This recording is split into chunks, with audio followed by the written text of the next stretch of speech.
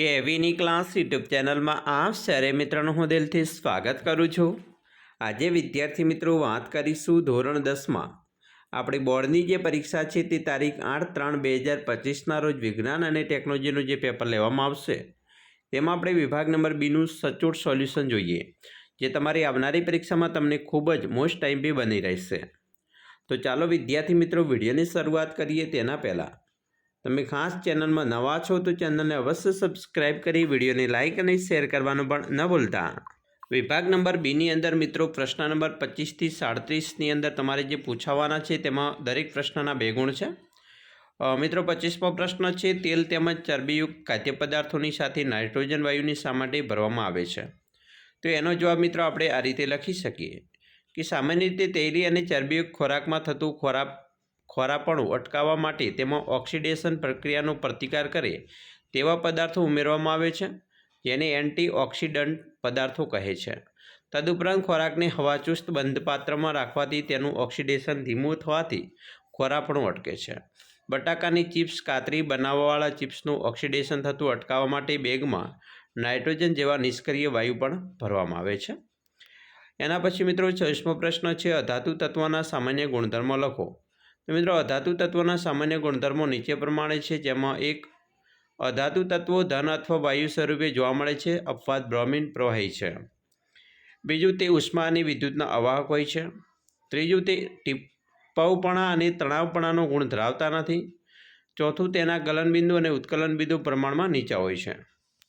27મો પ્રશ્ન છે, માનવ ઉત્સર્જનની નામનિર્દેશયુક્ત આકૃતિ દોરો। તો મિત્રો મનુષ્યના ઉત્સર્જન તંત્રમાં એક જોડ મૂત્રપિંડ, એક જોડ મૂત્રવાહિની, મૂત્રાશય અને મૂત્રમાર્ગનો સમાવેશ થાય છે, જેની આપણે નામ નિર્દેશ આકૃતિ અહીંયા દોરેલી છે। તમારે પણ આવી રીતે આકૃતિ દોરવાની છે, જેનું આપણે વર્ણન કરીએ તો મૂત્રપિંડ, એક જોડ મૂત્રપિંડ ઉદરમાં કરોડસ્તંભની કશેરુકાઓમાં બંને પાર્શ્વ બાજુએ આવેલો હોય છે।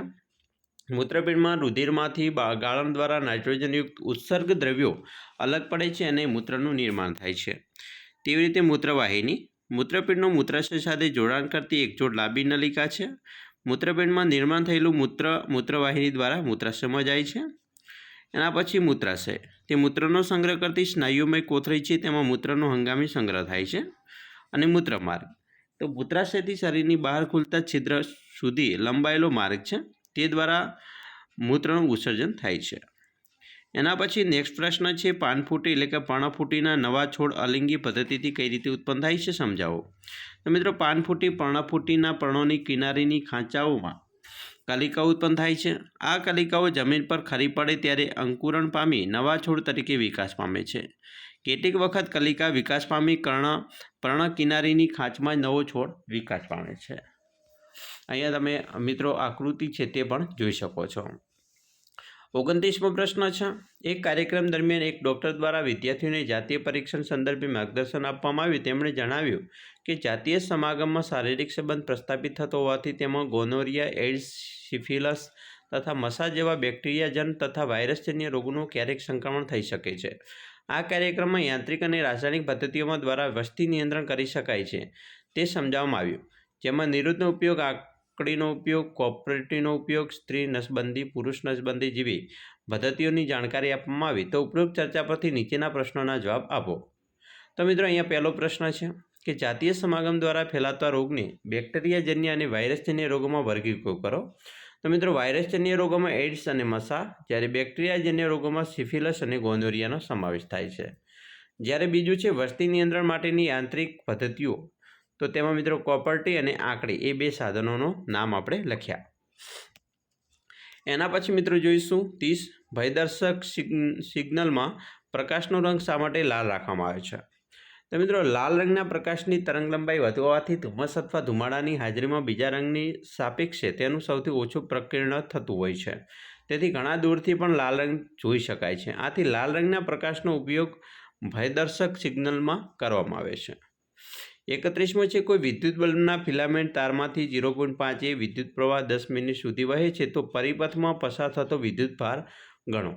તો અહીંયા મિત્રો ઉકેલ છે, I એટલે કે 0.5 એ અને T બરાબર 10 મિનિટ બરાબર 60 સેકન્ડ 600 સેકન્ડ આપેલ છે। હવે L બરાબર Q ભાગ્યા T એટલે કે Q બરાબર IT, તો અહીંયા મિત્રો આપણે 0.5 ગુણ્યા 600 સેકન્ડ કરીએ તો 300 સેલ્સિયસ થશે. એના પછી 32મું છે અવરોધોનું શ્રેણી જોડાણ અને અવરોધોનું સમાંતર જોડાણ. એનો મિત્રો તફાવત લખવાનો છે.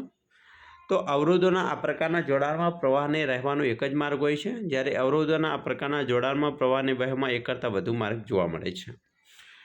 બીજું છે આ કિસ્સામાં દરેક અવરોધમાંથી વહેતો પ્રવાહ સમાન મૂલ્યનો હોય છે, જ્યારે અવરોધોનો સમાંતર જોડાણમાં આ કિસ્સામાં દરેક અવરોધના બે છેડા વચ્ચેનું વોલ્ટેજ સમાન હોય છે. ત્રીજું છે આ કિસ્સામાં દરેક અવરોધના બે છેડા વચ્ચેના વોલ્ટેજનો સરવાળો કુલ વોલ્ટેજ જેટલો હોય છે, જ્યારે આ કિસ્સામાં દરેક અવરોધમાંથી વહેતા પ્રવાહનો સરવાળો પરિપથમાં વહેતા કુલ પ્રવાહ જેટલો હોય છે. ચોથું છે શ્રેણી જોડાણનો સમતુલ્ય અવરોધ એ શ્રેણીમાં જોડાયેલા અવરોધનો સરવાળા જેટલો હોય છે, જ્યારે આની અંદર સમાંતર જોડાણના સમતુલ્ય અવરોધનો વ્યસ્ત અને સમાંતર જોડાયેલા અવરોધનો વ્યસ્તતાનો સરવાળા જેટલો હોય છે. 33મું છે ફ્લેમિંગોના ડાબા હાથનો નિયમ લખો. આ સિદ્ધાંત પર કાર્ય કરતા કોઈપણ બે વિદ્યુત ઉપકરણોના નામ. તો મિત્રો આપેલ પરિસ્થિતિમાં વાહક પર લાગતા બળની દિશા શોધવા માટે ફ્લેમિંગોના ડાબા હાથને નિયમનો ઉપયોગ કરવામાં આવે છે. અહીંયા મિત્રો આકૃતિ પણ દોરેલી છે. તેના આધારે વર્ણન કરીએ તો તમારા ડાબા હાથનો અંગૂઠો પ્રથમ આંગળી અને વચ્ચેની આંગળી આ ત્રણેયને એવી રીતે પસાર કરો કે જેથી એકબીજાને પરસ્પર લંબ રહે. જો પ્રથમ આંગળી ચુંબકીય ક્ષેત્રની દિશામાં હોય અને વચ્ચેની બીજી આંગળી વિદ્યુત પ્રવાહની દિશામાં હોય તો અંગૂઠાની દિશા વાહક પર લાગતી બળની દિશા અથવા તો વાહકના ગતિની સ્થાનાંતરની દિશા દર્શાવે છે. વિદ્યુત પ્રવાહ ધારિત વાહક અને ચુંબકીય ક્ષેત્રનો ઉપયોગ વિદ્યુત મોટર, વિદ્યુત જનરેટર, લાઉડસ્પીકર, માઇક્રોફોન અને માપન કરતા સાધનોમાં કરવામાં આવે છે. એના મિત્રો પછી 34મો પ્રશ્ન છે જૈવ વિઘટનીય કચરો અને જૈવ અવિઘટનીય કચરો વચ્ચેનો તફાવત. તો જૈવ વિઘટનીય કચરામાં જે કચરાનું જૈવ પ્રક્રિયાઓ વડે વિઘટન કરી શકાય તે જૈવ વિઘટનીય કચરો કહે છે, જ્યારે જૈવ અવિઘટનીય કચરામાં જે કચરાનું જૈવ પ્રક્રિયા વડે વિઘટન કરી ન શકાય તેને જૈવ અવિઘટનીય કચરો કહે છે.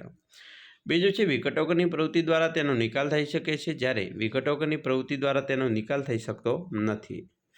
જૈવ વિઘટનીય કચરામાં તેમાં રહેલા કાર્બનિક પદાર્થો જૈવ ક્રિયાનું નિપજો છે, જ્યારે જૈવ અવિઘટનીય કચરામાં તેમાં રહેલા કાર્બનિક પદાર્થો માનવ સર્જિત છે.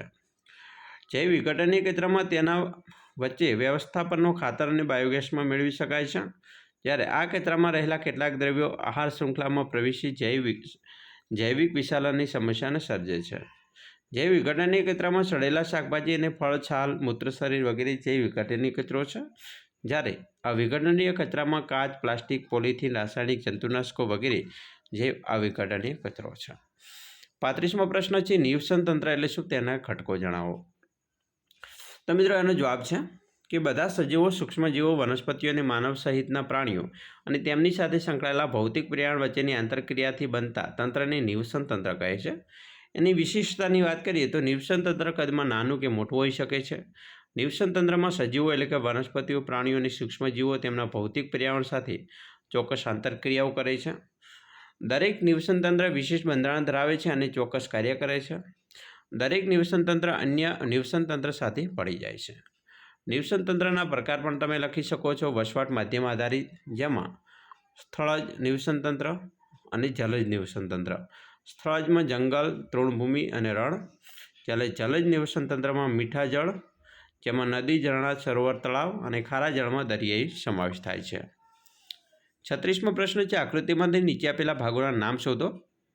તો મિત્રો અહીંયા તમારે જે આપેલું છે આકૃતિ તેના નામ શોધવાના છે. તો મિત્રો પહેલું છે એ આરોહી ધમનીકાંડ છે. અહીંયા મિત્રો ડાબું કર્ણક, આ બાજુ જમણું કર્ણક, અહીંયા છે આંતરક્ષેપક પટલ અને આ છે ડાબું ક્ષેપક ને આ બાજુનું જમણું ક્ષેપક છે. બરાબર. પછી 37મો પ્રશ્ન છે ફ્યુઝ વિશે ટૂંકનું લખો. તો મિત્રો ફ્યુઝ વિશે ટૂંકનું આપણે લખીએ તો તેના ઉપયોગથી પરિપથમાં શોર્ટ સર્કિટ અથવા ઓવરલોડિંગ, નિયત મર્યાદા કરતાં વધુ વિદ્યુત પ્રવાહ ખેંચાય તો ને કારણે થતા અકસ્માતો જેવા કે વિદ્યુત શોક, આગ, વિદ્યુત ઉપકરણોને નુકસાન વગેરે અટકાવી શકાય છે. ફ્યુઝ એ અતિ મહત્ત્વની સલામત રચના છે. ફ્યુઝ એ નીચા ગલનબિંદુવાળો ટૂંકો, પાતળો, ટીન પ્લેટેડ તાંબાના તારનો બનેલો હોય છે. પરિપથમાં વિદ્યુત પ્રવાહ સલામત મર્યાદા કરતાં વધી જાય તો તે ઓગળીને તૂટી જાય છે, તેથી પરિપથ ખુલ્લો બની જાય છે. ફ્યુઝ વિશેની અગત્યના મુદ્દાઓ છે. ફ્યુઝને હંમેશા લાઈવ વાયર સાથે શ્રેણીમાં જોડવામાં આવે છે. ફ્યુઝને હંમેશા પરિપથની શરૂઆતમાં જોડવામાં આવે છે ને ફ્યુઝ વાયર જેમ જાડો તેમ તેની વિદ્યુત પ્રવાહ વહેડવાની મિત્રો ક્ષમતા વધુ હોય છે. તો આ વાત કરી આપણે વિભાગ બીની વાત કરી. હવે નેક્સ્ટ વિડીયો આપણે વિભાગ સીનો બનાવીશું. અમે આશા રાખીએ છીએ તમને આપણો વિડીયો ખૂબ જ ઉપયોગી નીવડશે અને ખાસ વિડીયો ગમે હોય તો લાઇક, શેર અને સબસ્ક્રાઈબ કરવાનું પણ ન ભૂલતા.